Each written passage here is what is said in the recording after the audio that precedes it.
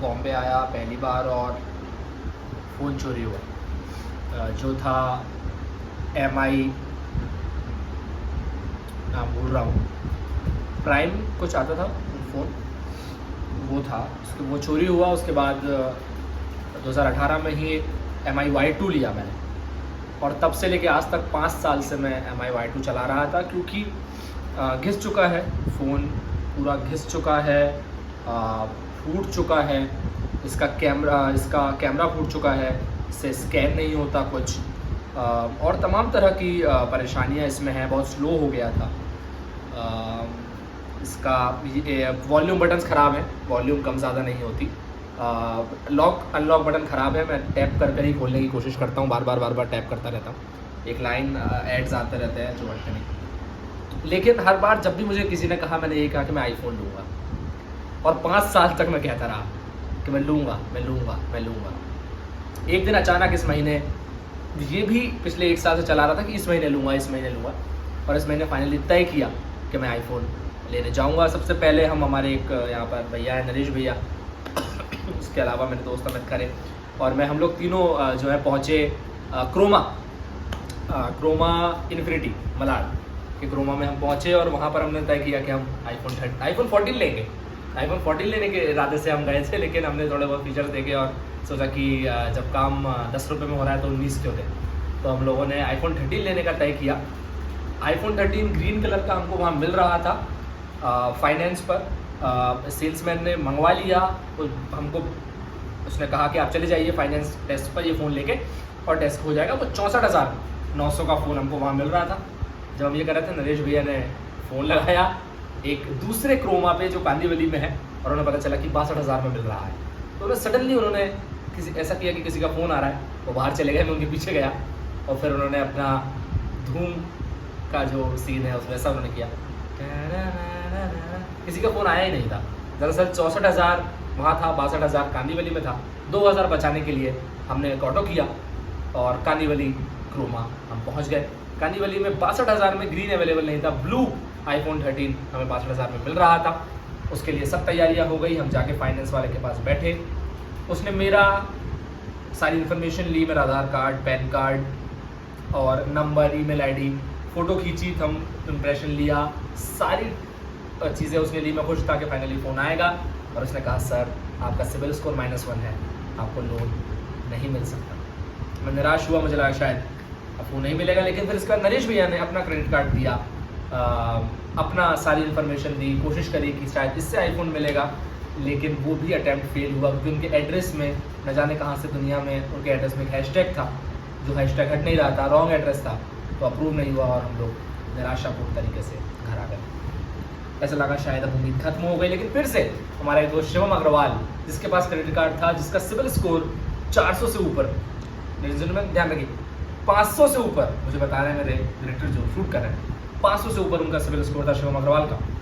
अगले दिन मुझे एक इवेंट में जाना था, मैं इवेंट में चला गया, और मेरे दोस्त यहाँ मेरे पीछे, नरेश मलिक, अमित खरे और शिवम अग्रवाल, तीनों पहुँचे वापस से वहीं कांदीवली क्रोमा, और सोचा कि शायद इस बार काम बन जाए। शिवम अग्रवाल ने अपना क्रेडिट कार्ड दिया, सिविल स्कोर काम कर गया, लोन सैंक्शन हो रहा था, ये बहुत छोटा सा 60,000 का लोन, सब कुछ हो रहा था।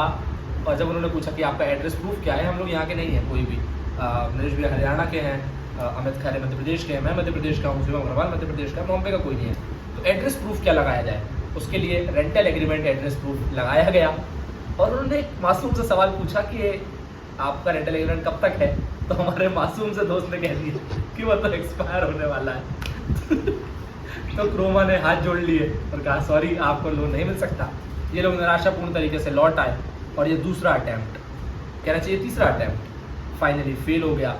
और मैंने, जब अमित ने मुझे इन्फॉर्मेशन दी, तो मैंने एक मैसेज उसको भेजा कि अब आईफोन नहीं लेंगे। और इस निराशापूर्ण तरीके से आगे हम लोग घर आ गए। अगला दिन आया, अगले दिन मैं ऑफिस गया, वापस ज़िंदगी उसी पटरी पर लौट आई, और दिन आया शनिवार का। दिन शनिवार 11 मार्च 2023 का दिन आया, जिस दिन मुझे घर जाना था होशंगाबाद की। मेरी आज शाम को ट्रेन थी, उस दिन, आज नहीं ऑफकोर्स, उस दिन शाम को मेरी ट्रेन थी, पंजाब मेल से मुझे होशंगाबाद जाना था।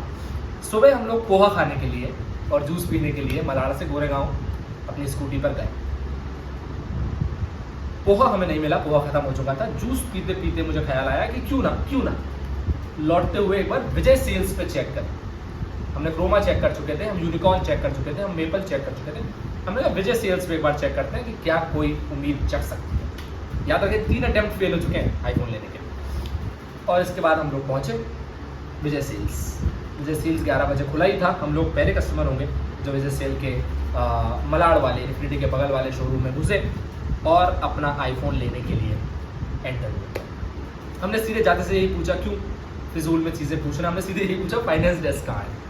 हम ऊपर गए, फाइनेंस डेस्क जो फर्स्ट फ्लोर पे थी, वहाँ पर हमें IDFC फर्स्ट बैंक का फाइनेंशियल टीम, बजाज फाइनेंस की फाइनेंशियल टीम और HDFC बैंक की फाइनेंशियल टीम तीनों मिली और तीनों ने अपना दिमाग लड़ाया।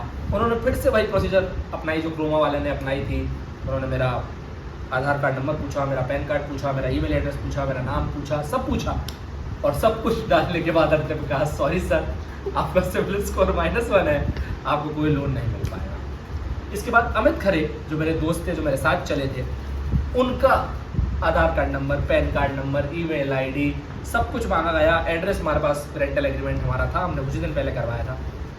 सब डिटेल डालने के बाद वजूद उसने बोला कॉन्ग्रेचुलेशन सर, आपको लोन मिलेगा पर मात्र 25,000 मिलेगा। और एक बार फिर भारी निराशा के साथ हम लोग विजय सेल से बाहर निकल आए। चौथा अटेम्प्ट आईफोन लेने का फेल हो चुका था और अब ऐसा लग रहा था शायद कुछ नहीं हो सकता। हम लोग अपने घर के रास्ते जा रहे थे कि अचानक शिवम अग्रवाल, वो बोला आदमी जिसने ये बता दिया कि एग्रीमेंट 3 दिन में एक्सपायर होने वाला है, वो उसका फ़ोन आता है हमारे पास और वो कहता है कि क्या कर रहे हो, हम फिल्म देखने जा रहे हैं, अगर चलना चाहो तो चल सकते हो। हमने कहा यार फिल्म तो नहीं चल पाएंगे, अभी एक आईफोन लेने फिर से आए थे, फिर से कोशिश करी, वो फेल हो गई है। और इसी बीच शिवम ने एक क्रांतिकारी सवाल पूछा कि तेरे पास कितने हैं, तो कितने खर्च कर सकता है। मैंने बोला मैं 20,000 जो है खर्च कर सकता हूँ। फिर उसने पूछा लोन कितने का मिल रहा है, मैंने बोला 25। तो उसने कहा तू 20 खर्च कर सकता है, लोन 25 का मिल रहा है, बाकी के शायद 27 मैं दे दूँगा। शिवम का इतना कहना था कि हमने अपनी स्कूटी पलटाई और हम फिर से विजय सेल्स के ऑफिस में घुस गए। हमने कुछ देर इंतज़ार किया। लगभग आधे घंटे बाद शिवम अग्रवाल वहाँ अपने एक्सिस बैंक के क्रेडिट कार्ड के साथ आए।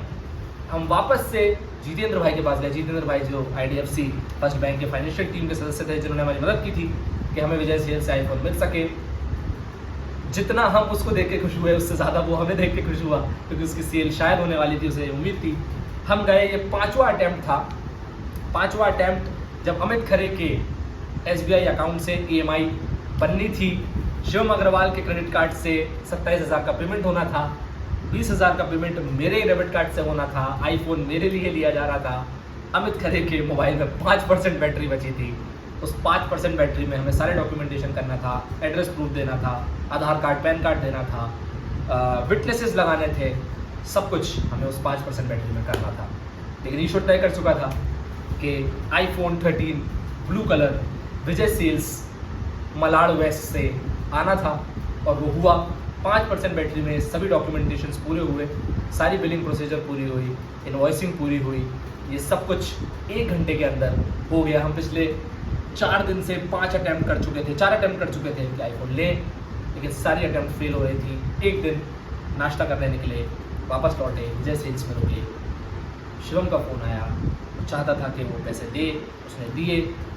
3-4 लोगों के कंट्रीब्यूशन से बहुत मेहनत के बाद आखिरकार जितेंद्र नाम के उस शख्स ने कहा कि सर ये फ़ोन अब आपका हुआ। हम वो आईफोन लेकर घर आ गए और ये वीडियो रिकॉर्ड किया। तो मुझे लगता है कि दोस्तों के समर्थन से और बेपनाह मैनिफेस्टेशन और ख्वाहिश से आईफोन घर आया है। ख्वाहिश करना ना छोड़ें, दोस्तों का साथ ना छोड़ें, तो आप भी अपना आईफोन ले सकते हैं।